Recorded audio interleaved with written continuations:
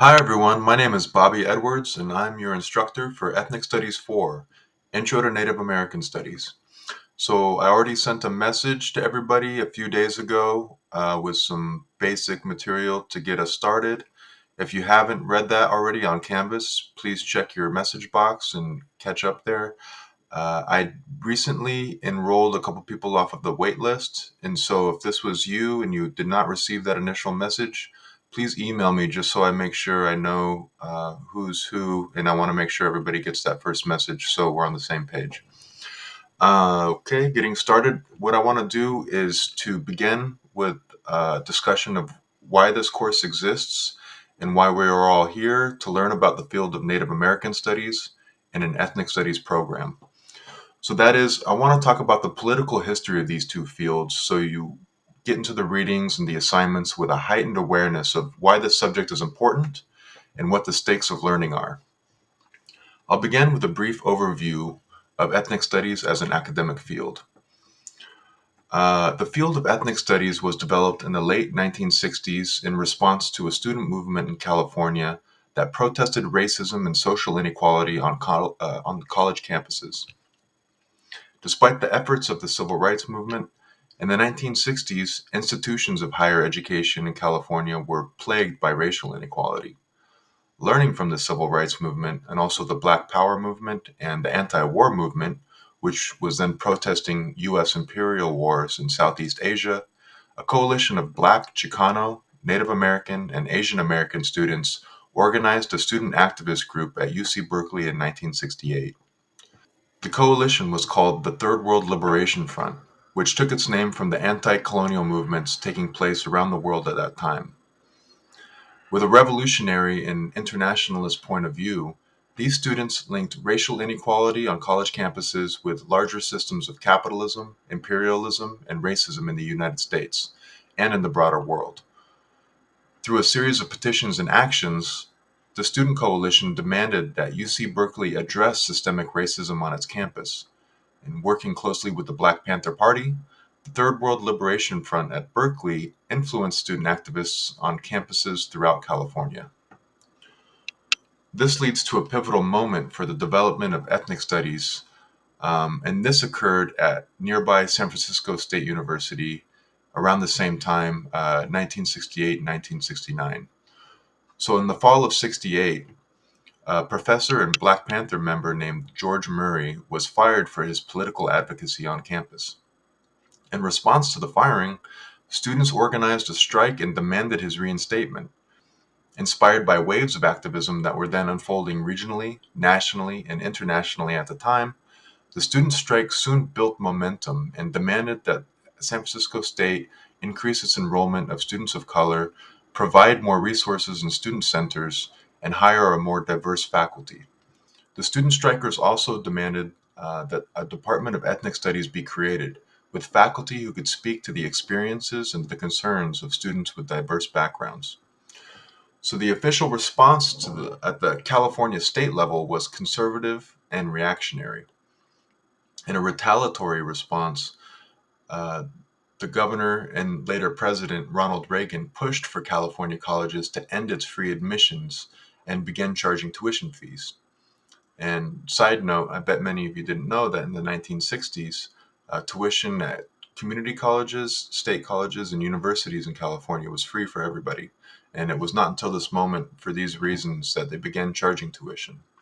But so back to the story, the raise in tuition was meant to punish student activists and make it harder for students of color to gain access to higher education.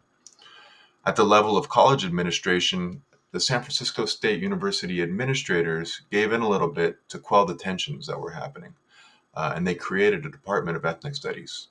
In the process, however, they co opted and repressed the student led movement and gutted the Department of Ethnic Studies of its transformative politics.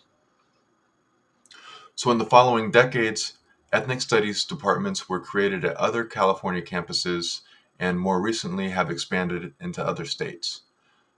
College systems have used the program to say that they were responding to the problem of racial inequality, but behind the scenes, they did very little to address structural racism on campuses. So to this day, ethnic studies remains the least funded of all departments in the states where it's gained a foothold.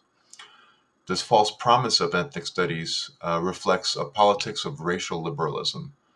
So the term racial liberalism describes how institutions with deep histories of structural inequality have promoted themselves as leaders in the fight for racial justice. Beneath this optimistic rhetoric, however, these college institutions are not seriously committed to reform, and instead have often worked to erase the histories and politics of the social movements that began the struggle in the first place. So, knowing this history, it's wise to have a critical eye to discern institutional rhetoric from the structural realities of any given campus. So, many of you may know that it was only recently that colleges added diversity, equity, and inclusion courses to their curriculum, making it part of the undergraduate GE requirements. And just a couple of years ago, new California legislation made ethnic studies a part of this effort to promote diversity on college campuses. This had a positive effect insofar as it increased funding for ethnic studies, but in a continuation of the history I just described, the institutional expansion of the field has coincided with a depoliticization of the subject matter. So, altogether, for anyone who signed up for this course or a course like it to fulfill their GE requirements, I hope my overview here has provided an increased awareness of why ethnic studies is important. What we are learning here is not abstract, it's not value neutral, and it's not apolitical. Uh, Generally speaking, for all the courses that you're taking, it's important to remember that higher education is part of society. It reproduces society, its values, and its problems, and it has the potential to change society as long as we stay thoughtful and awake. So, this, I argue, is the public facing ethics of and also the social purpose of higher learning. So, I want to move on here and discuss history and politics of Native American studies. So, like ethnic studies, Native American studies developed from a variety of social movements, but it emerged in a different context. And the politics were unique to Native peoples and tribal nations. So, before anything can be understood about this subject, the first thing we need to do is address the history of empire in the Americas and the ongoing struggle of settler colonialism. These topics will be addressed in depth in the coming weeks. And then also to note, for practical purposes, this course is going to focus on North America.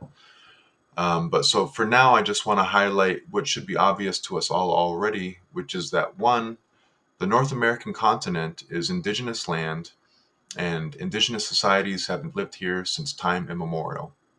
Two, the history of European empires in North America has been a brutal and violent one, with repeating cycles of genocide, occupation, displacement, and exploitation. And three, despite this history of violence, oppression, and dispossession, Native peoples and tribal nations have endured as modern peoples and have a layered and complex relationship to the U.S. nation state. And their social, cultural, and political presence continues to shape the world and its future. So, history has implications for the field of Native American studies.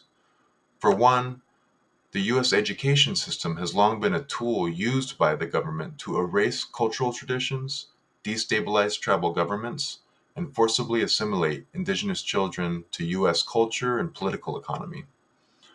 Hence, the critical and political aspects of the field have a tense relationship with academic institutions, and there's an inbuilt skepticism about academic knowledge. Like ethnic studies, Native American studies developed from Native American social movements. With intellectual roots in indigenous cultural traditions and in anti colonial critiques by tribal leaders, Native American scholarship took a more academic tone in the 1910s when the Society for American Indians was formed. Organized by middle class indigenous intellectuals who had been educated in American institutions, the group wrote and published important social commentaries that brought Native perspectives to a wider public audience. Although they had divided opinions about U.S. laws and policies, the group's members played an important role in theorizing Native American issues. Subsequent generations of indigenous intellectuals, representing different points of the political spectrum, have continued to articulate their ideas in the public sphere in ways that have advanced the critical discussion of issues affecting Native peoples. At the same time, Native Americans have made important contributions to U.S. culture and global culture, just as these forces have shaped Native American life. In the 1960s, Native American students collaborated with the student movements that created ethnic studies. Inspired by their own critical intellectual tradition, Native students made similar observations, linking their own conditions with the larger systems of capitalism, imperialism, and racism in the US and in the broader world. And this eventually led to the development of Native American studies as a field of its own. It has existed independent of ethnic studies, but the two fields have developed in close dialogue, and they stand out among the academic disciplines insofar as they represent the critical voice of people marginalized by the academy. Allies also play an important role in the critical scholarship of each field. I myself am a white academic working in both fields, and I do so with a reflexive understanding of my place in the histories I have discussed here. I also know about half of the students enrolled in this course are taking it as an anthropology course. Anthropology has a unique relationship to Native American history, which everyone is no doubt conscious of, and as anthropologists in training, I hope this class will help you to hone the politics of your practice. In sum, everyone has a stake in what we have to learn here. We all need a better understanding of the world and our place in it before we can think critically and act ethically. I'll move on here to the arc and pattern of the course. As I mentioned in my welcome message, this is an 8-week course. It is meant to be kind of a double time session where we do the work of a full semester in half the time. It's not going to be quite that bad, but please be prepared and commit to the assigned material. I did my best to have everything dialed in pretty well. It should be pretty self explanatory between the syllabus and the Canvas modules. If you go ahead and move through everything thoroughly week by week, it should be the easiest way for you to complete the course with a high grade. The logic and the development of the course should be pretty clear from the course themes if you check them out week by week. There are no exams. The assignments include a weekly discussion board, two short reflection essays, one at the beginning and one at the end of the course. Then there's two synthesis papers. So these have a more flexible timeline. All you need to do is do one in the first 4 weeks and do the second synthesis paper in the second 4 weeks. At any time in that timeline, you can go ahead and turn it in. The assignments should be a healthy challenge without being unreasonable for an 8-week class. I appreciate that you're busy and overworked, as tends to be the case in the way they have things set up now in higher education. But I also need to make this sufficiently hard for the units that are being earned. And just a heads up, I'm kind of a stickler for writing, so please turn in polished work. But other than that, I hope the course design is more rewarding than stressful for you. It should be pretty chill. A last comment is that although I try harder than most instructors to have things clear and in working order, I'm going to assume that there's going to be some kind of hiccup at some point. So if you're having some kind of trouble with it, part of Canvas or an assignment or a reading or something that doesn't make sense, please first double check that the answer that you're looking for isn't in the syllabus or somewhere else, though it's already provided. But if it's not there and it's really just a glitch on my part, let me know right away so I can fix it and fix it for everybody else who's probably encountering the same problem. So, with that, cheers. I'll post another lecture before next Monday and we'll get started with the discussion board. And I'll talk to you all later.